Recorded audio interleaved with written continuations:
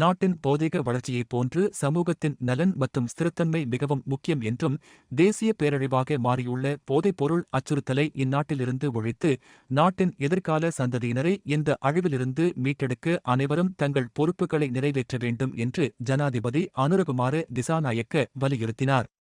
தேசிய பேரழிவாக மாறியுள்ள போதைப்பொருள் அச்சுறுத்தலை இந்நாட்டிலிருந்து ஒழிப்பதற்காக உருவாக்கப்பட்ட முழு நாடுமே ஒன்றாக தேசிய செயற்பாட்டு சபையின் 3வது அமர்வு, 3 நிகாயாக்களின் மகா சங்கத்தினர் உள்ளிட்ட மதத் தலைவர்களின் பங்கேற்புடன் நேற்று முற்பகல் ஜனாதிபதி அலுவலகத்தில் நடைபெற்றபோதே ஜனாதிபதி அனுரகுமார திசாநாயக்க இவ்வாறு தெரிவித்தார். நாடு முழுவதும் போதைப்பொருள் விநியோகத்தை ஒழித்தல், சோதனை நடவடிக்கைகளை விரிவுபடுத்துதல், இதற்கு அடிமையானவர்களுக்கு புனர்வாழ்வு அளித்தல், போதைப்பொருள் பயன்பாட்டை தடுப்பதை நோக்கமாக கொண்ட வேலை திட்டங்களை செயல்படுத்துதல் மற்றும் போதைப் பொருட்களுக்கு எதிராக சமூகத்தை வலுப்படுத்துதல் உள்ளிட்ட பன்முக அணுகுமுறையின் மூலம் நாட்டில் பரவலாக உள்ள போதைப்பொருள் அச்சுறுத்தலை ஒழிக்கும் நோக்கத்துடன் போதைப்பொருள் அற்ற நாடு மகிழ்ச்சியான நாளை என்ற தொனிப்பொருளின் கீழ் அகன்று செல்முழு நாடுமே ஒன்றாக தேசிய செயற்பாடு நடைமுறைப்படுத்தப்பட்டுள்ளது.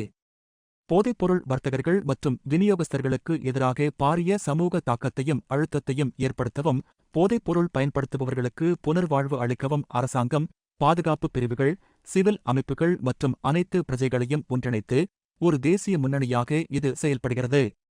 போதைப்பொருள் தொடர்பாக தற்போது இடம்பெறும் சோதனை நடவடிக்கைகள், கைதுகள் மற்றும் புனர்வாழ்வு செயல்பாட்டின் முன்னேற்றம் குறித்து இங்கு விரிவாக கலந்துரையாடப்பட்டதுடன், இதற்காக அர்ப்பணிப்புடன் செயல்படும் அனைத்து நிறுவனங்கள், அதிகாரிகள் மற்றும் பொது மக்களுக்கு ஜனாதிபதி தனது நன்றியை தெரிவித்தார். ஜனவரி 1, 2025 முதல் ஜனவரி 5, 2026 வரையிலான காலப்பகுதியில் 1821.174 kilogram heroin, 3865.71 kilogram ice, 17,189.377 kilogram கஞ்சா, 38.958 கிலோகிராம் கொக்கேன் மற்றும் 4,49,569 போதை மாத்திரைகள் கைப்பற்றப்பட்டுள்ளதாக இதன்போது சுட்டிக்காட்டப்பட்டது.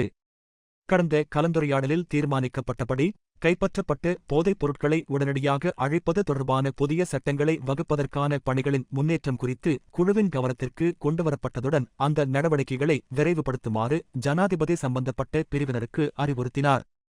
தற்போது கைப்பற்றப்பட்டுள்ள போதைப் பொருட்களை அழிப்பது தொடர்பான முன்னேற்றம் குறித்தும் கலந்துரையாடப்பட்டது. போதைக்கு அடிமையானவர்களின் சமூக தகவல்களை கண்டறிவதன் அவசியம் மற்றும் அது தொடர்பான தரவுகளை சேகரிக்க கணக்கெடுப்பை நடத்துவது குறித்தும் இங்கு கலந்துரையாடப்பட்டது. இந்த தேசிய வேலைத்திட்டத்தை பரவலாக செயல்படுத்துவதற்காக கல்வி நிறுவனங்கள், அரச நிறுவனங்கள், தன்னார்வ தொண்டு நிறுவனங்கள் மற்றும் கலைத்துறையில் செயற்படும் அமைப்புகள் உட்பட அனைத்து தரப்பினரையும் ஒருங்கிணைக்கும் ஒரு வலுவான பொறிமுறையை உருவாக்குவது தொடர்பிலும் கலந்துரையாடப்பட்டது. மேலும், கிராமத்திற்கும் மத வழிபாட்டு தலங்களுக்கும் இடையிலான தொடர்பை பயன்படுத்தி மதத் தலைவர்களின் பங்கேற்புடன் பொது விழிப்புணர்வு திட்டங்களை செயல்படுத்துவது குறித்தும் இதன்போது கலந்துரையாடப்பட்டது.